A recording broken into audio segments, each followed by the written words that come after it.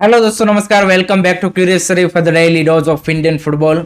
तो सबसे पहले बात करते हैं पीओआई ओसीआई के बारे में, बिकॉज वहाँ पे एक मेजर डेवलपमेंट हमें देखने को मिल रहा है फ्रॉम स्पोर्ट मिनिस्ट्री साइड। जी हाँ दोस्तों, तो रिसेंटली जो हमारे स्पोर्ट मिनिस्टर है मनसुख मांडविया, उन्होंने काफ़ी सारे जो स्टेक होल्डर्स है और कॉरपोरेट हाउसेस है उनके साथ एक मीटिंग की थी। एंड वहाँ पे एक डिस्कशन ऑफ टॉपिक था कि भाई पीओआई ओसीआई को अलाउ किया जाए for sports like football and tennis की, जहाँ पे जो नेशनल टीम है उसमें भाई अगर पीओआई ओसीआई को अलाउ करेंगे तो काफ़ी ज़्यादा डिफरेंस या फिर काफ़ी ज़्यादा इम्प्रूवमेंट हमें देखने को मिल सकती है। एस वी ऑल नो कि 2008 में उस टाइम के जो स्पोर्ट मिनिस्टर थे उन्होंने एक ऑर्डर पास किया था कि भाई पीओआई ओसीआई उस टाइम से इंडियन नेशनल टीम को रिप्रेजेंट नहीं कर पाए, तब से अभी तक यहाँ पे ये चला आता आ रहा है। But S we all know कि करंटली जो फुटबॉल की सिचुएशन है या फिर इवन टेनिस की, जहाँ पे भाई जो नेशनल टीमें है वो उस हिसाब से परफॉर्मेंस नहीं दे पा रही है। And as we all know कि भाई government is also planning for 2036 Olympic. So उनको भी भाई अब आइडिया लग गया है कि 10 साल में इन लोगों से भाई ऐसे टैलेंट या फिर ऐसे प्लेयर डेवलप नहीं होंगे कि जो इंडिया को ओलंपिक में, अगर इंडिया होस्ट कर रहा है तो वहाँ पे उस तरह की परफॉर्मेंस दिखा पाएंगे। तो उससे अच्छा है कि भाई पीओआई ओसीआई को लाया जाए। It's still you can say कि early stage of discussion, initial stage of discussion आप बोल सकते हैं। अभी ऐसा कोई यहाँ पे लीगल या फिर किस तरह से अलाउ किया जाए उसके बारे में बातचीत नहीं हुई है, बट एक उन्होंने इंटरेस्ट दिखाया है। सो आगे टाइम लगेगा, ऐसा नहीं होगा कि नेक्स्ट 6 मंथ में, नेक्स्ट 1 ईयर में ऐसा ये चीज़ें हमें पॉसिबल होती हुई दिखेंगी। It may might take 2-3 years depending on the government's intent and किस तरह से आगे चीज़ें मूव फॉरवर्ड होती है। बट एक चीज़ अच्छी है कि भाई पहले जो र्यूमर्स आते थे वो प्लेयर्स बोलते थे कि हमें खेलना है इंडिया के लिए या फिर एएफएफ की इच्छा थी। बट जो एस वी ऑल नो कि जैसे मैंने हर वक्त आपको बोला है कि भाई जब तक गवर्नमेंट से कोई इंपॉर्टेंट अपडेट या फिर गवर्नमेंट की ओर से वो रिस्पॉन्स नहीं आए तब तक भाई इसके रिगार्डिंग होप लगाना यहाँ पे गलत चीज़ है। तो आई थिंक वही अब यहाँ पे देखने को मिल रहा है कि भाई गवर्नमेंट की ओर से अब इंटरेस्ट दिख रहा है। एंड जैसे बताया कि भाई 2036 Olympic is also one of the possible reason कि इसके लिए गवर्नमेंट को भी सोचना पड़ रहा है। सो शायद आपको आगे आने वाले टाइम में फुटबॉल, टेनिस या फिर उस तरह के जो स्पोर्ट्स है कि जहाँ पे नेशनल टीम में पीओआई ओसीआई प्लेयर आने से यहाँ पे नेशनल टीम इंप्रूव हो सकती है, उसमें हमें देखने को मिलेंगे। And for football as we all know कि this is gonna be a big boost. हमारी नेशनल टीम में काफ़ी इंप्रूवमेंट देखने को मिल सकती है। लेट होप सो ये जल्द से जल्द हो। आपके क्या ओपिनियन है, आपके क्या थॉट्स है, कमेंट सेक्शन में ज़रूर बताइए। नेक्स्ट उसके बाद बात करनी है बीसीसीआई भाई यहाँ पे फुटबॉल को एडॉप्ट कर सकती है। जी हाँ दोस्तों, काफ़ी टाइम यहाँ पे हम सुनते हैं फैंस बोलती कि भाई बीसीसीआई के पास इतना पैसा है, बीसीसीआई को फुटबॉल को हेल्प करनी चाहिए। तो रिसेंटली जो स्पोर्ट मिनिस्ट्री की मीटिंग हुई उसमें भाई उन्होंने 50+ कॉरपोरेट हाउसेस एंड बीसीसीआई भी उसमें यहाँ पे यू कैन से कि हाजिर था। तो वहाँ पे स्पोर्ट मिनिस्टर ने बोला है कि हर एक कॉरपोरेट हाउस, पीएसयू को भाई एक ओलंपिक स्पोर्ट को एडॉप्ट करना है, ताकि भाई यहाँ पे हम 2036 तक हम यहाँ पे मोस्ट ऑफ द स्पोर्ट्स में जो इंफ्रास्ट्रक्चर वाइज है या फिर जो भी फाइनेंशियल सारी चीज़ें हैं उसमें भी यहाँ पे इन स्पोर्टों में आगे बढ़ पाए। सो बीसीसीआई एट द मोमेंट सोच रहा है कि 2-3 वो यहाँ पे ओलंपिक स्पोर्ट को एडॉप्ट करेगा, but I don't think so कि फुटबॉल को वो यहाँ पे एडॉप्ट करेंगे in terms of the building A centre of excellence और इंफ्रास्ट्रक्चर वाइज, क्योंकि ऑलरेडी भाई फुटबॉल में ये सारा इंफ्रास्ट्रक्चर है। एंड अगर आप देखिए क्रिकेट के बाद सेकंड नंबर पे भाई जो एएफएफ है उनका बजट आता है। तो I think BCCI might go for you can say कि सम अदर स्पोर्ट की जिनका इंडिया में इंफ्रास्ट्रक्चर उतना नहीं है या फिर छोटे जो स्पोर्ट्स है उसकी ओर यहाँ पे शायद वो जाएंगे। But that is the one thing जो कि BCCI eight the moment plan कर रहा है, विच इज़ गुड भाई। आई थिंक बाकी स्पोर्ट्स को हेल्प करनी चाहिए। अगर क्रिकेट में इतना सारा पैसा है तो डेफिनेटली बाकी स्पोर्ट्स पे अगर ग्रो करेंगे तो अच्छी बात है। थर्ड बात करनी है भाई, कल रात को एएफएफ ने नेक्स्ट सीजन यानी कि 25-26 के भाई क्लब लाइसेंसिंग जो है उसको रिलीज किया है, पर्टिकुलरली प्रीमियर 1 लाइसेंस जो कि आपको आईएसएल खेलने के लिए एंड एएफसी कंपटीशन खेलने के लिए मैंडेटरी होता है। तो उसमें सिर्फ पंजाब एफसी एकमात्र क्लब है इंडिया में जिन्होंने प्रीमियर 1 जो कि आपका हाईएस्ट क्लब लाइसेंस है उसको भाई क्लियर किया है। बाकी सारे क्लब यहाँ पे यू कैन से कि टेक्निकली फेल किया है। कुछ क्लबों को यहाँ पे अप्रूव किया गया है लाइसेंस बट विथ सैंक्शंस। तो उसमें मोस्ट ऑफ दी आपके आईएसएल के क्लब आ जाते हैं, जिसमें Mohun Bagan champion of ISL, Mumbai City FC, Bengaluru FC, East Bengal और ये सारे जो क्लब्स है वो इस कैटेगरी में आते हैं। एंड जो तीसरी कैटेगरी है कि जिनके लाइसेंसेस रिजेक्ट किए गए हैं उसमें भाई अगेन लास्ट सीजन के रिपीटेशन हमें देखने को मिल रहा है। Kerala blaster, Odisha FC, Hyderabad FC. उसके बाद जो नए एडिशन हुए हैं वो है North East United FC surprisingly, then Mohammedan SC, and जो आई लीग के 2 क्लब है उन्होंने भी प्रीमियर 1 के लिए अप्लाई किया था बिकॉज दोनों में से कोई एक आईएसएल खेलने वाला है नेक्स्ट सीजन। तो चर्चिल ब्रदर एंड इंटरकाशी दोनों के भी जो प्रीमियर 1 लाइसेंस है वो कैंसिल हो चुके हैं, रिजेक्ट हो चुके हैं।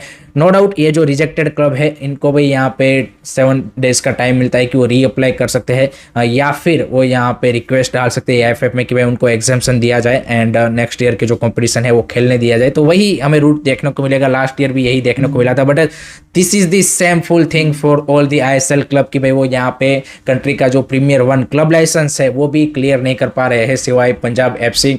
And great to see Punjab FC doing a great job as a overall club. जैसे हम हर वक्त बात करते हैं कि जो मॉडर्न क्लब की बात है कि जहाँ पे जो सारी चीज़ें आपके पास होनी चाहिए, उसमें आई थिंक कहीं ना कहीं पंजाब एफसी सारी चीज़ें ऑलमोस्ट फुलफिल कर रहा है सिवाय कि वो एक स्टेडियम पार्ट। बाकी आई थिंक उन्होंने काफ़ी अच्छी तरीके से अपने क्लब को बिल्ड किया है। So I think we need a more this kind of club rather than कि भाई सिर्फ यहाँ पे बोलने के लिए हो। तो वही चीज़ है। तो I think all the other club should learn from them in terms of the कितनी यूथ टीम है और ये सारी चीज़ें भाई यहाँ पे क्राइटेरिया में आती है लाइसेंस के, फिर इंफ्रास्ट्रक्चर और ये सारी चीज़ें भी आती है।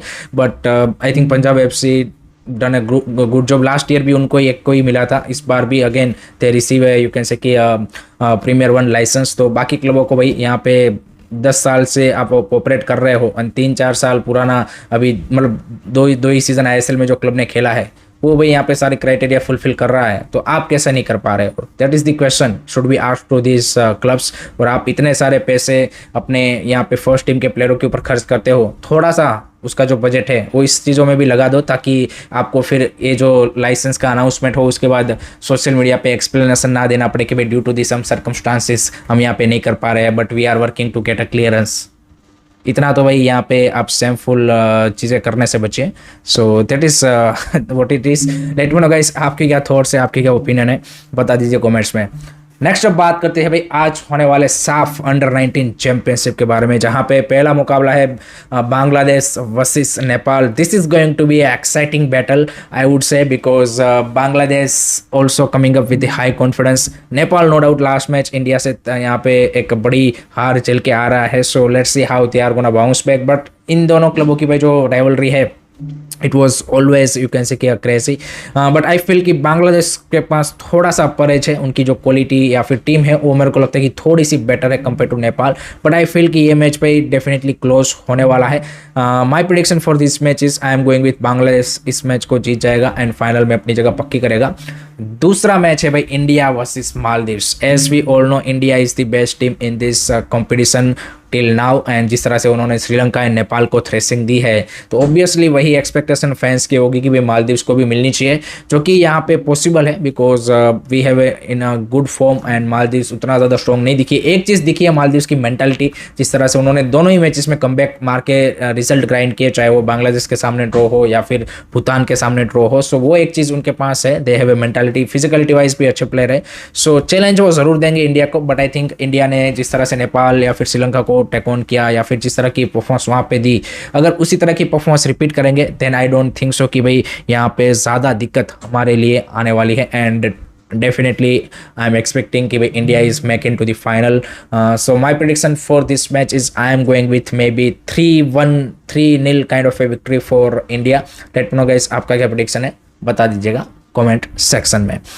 लास्ट में बात करते हैं भाई ट्रांसफर्स के बारे में। तो भाई उसमें भाई ईस्ट बंगाल ने भाई आप बोल सकते हैं कि भाई धड़ाधड़ एक के बाद एक साइनिंग करते जा रहा है या फिर र्यूमर्स आती जा रही है। भाई एट द मोमेंट सबसे ज़्यादा एक्टिव क्लब अगर आप बोलेंगे ट्रांसफर्स में तो वो है भाई ईस्ट बंगाल। लगता है कि भाई अभी नेक्स्ट 10 डेज में जो अपने जो सारे साइनिंग्स है वो डन कर देने वाले हैं। तो again they are you can say कि linked with the 2 foreign signing. One is Mohammad Rashid 29 year old Palestinian defensive midfielder जो कि करंटली इंडोनेशियन लीग में खेल रहे थे, उनके साथ वो लिंक हुए हैं। एंड दूसरे एक प्लेयर है यहाँ पे मुराद बारता, जो कि 34 year old Moroccan forward player है, जो कि करंटली सऊदी प्रो लीग जो है उसमें खेल रहे हैं। सो ये दो प्लेयर के साथ वो एट द मोमेंट लिंक हो रहे हैं। लेट्स सी इसमें से कितने साइनिंग वो यहाँ पे डन कर पाते हैं, कितने फाइनलाइज स्टेज में है। एक वो सर्बियन डिफेंडर वाला भी है। So there are a lot of transfers going on.